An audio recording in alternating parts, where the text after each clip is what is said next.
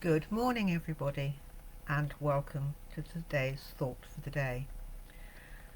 If you heard on Sunday or listened to Richard yesterday, today it's a poignant day. It's a day of reflection, a day of first lockdown. It's the first anniversary, a year today. We went into full lockdown, and it's a time we're together with the Marie Curie. We're going to come together a bit later on in thought and prayer and reflection on those that we have lost. And as I said earlier, Richard has put something together. Will be online a little bit later on. And there is, of course, once again, our yellow daffodils I put up there. Remind you about yellow ribbons. Perhaps you can put them outside your house. And later on tonight, the lighting of the candle. But Richard will focus on that for us later. But I thought, as a sort of a prelim into that, it would be quite nice if we actually reflected on those that have, wherever possible, kept some sense of normality for us. The people that have kept our shops open, kept our schools, come and taken our rubbish away.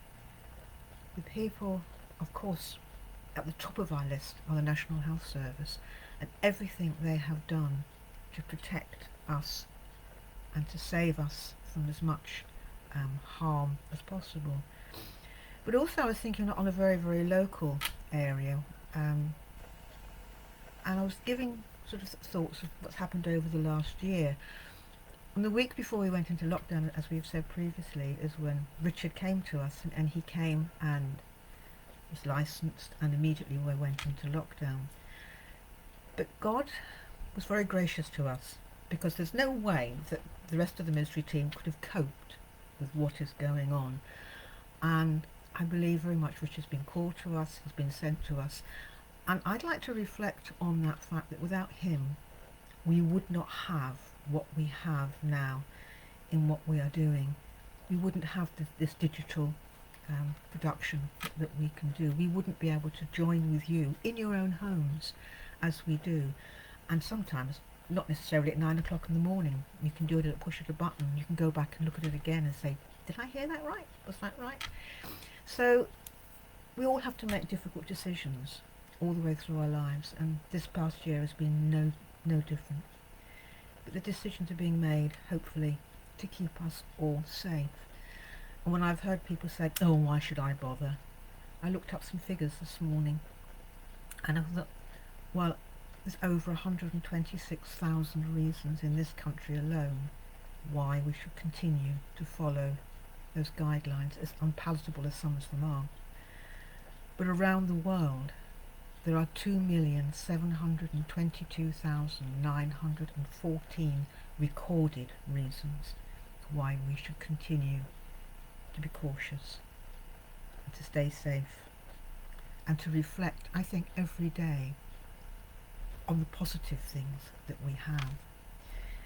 But of course, for those that have lost a dear one, a loved one, that can be very, very difficult. And I just wanted to read this passage to you from John's Gospel, because I think it can give us hope.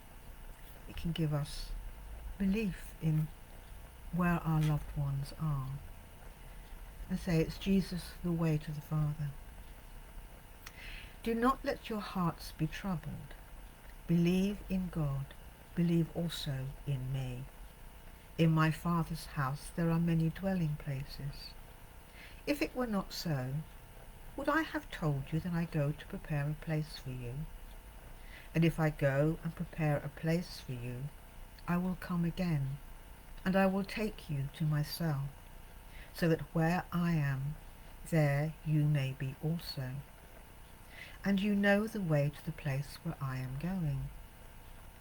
Thomas said to him, Lord, we do not know where you are going. How can we know the way? Jesus said to him, I am the way, and the truth, and the life. No one comes to the Father except through me.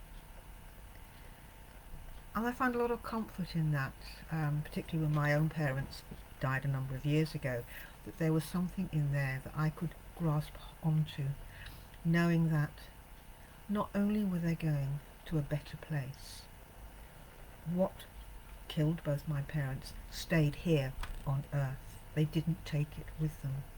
They went, if you like, pure. They went, and I could close my eyes and think of them in the brightest, best time that I had with them.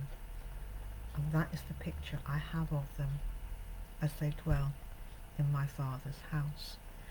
And that, I think, is something to remember, whatever it is that kills us, and let's not mess around about that, but whatever it is that takes the body, the soul will go and will be as it was in that brightest, best moment, free of all pain, free of all ailment.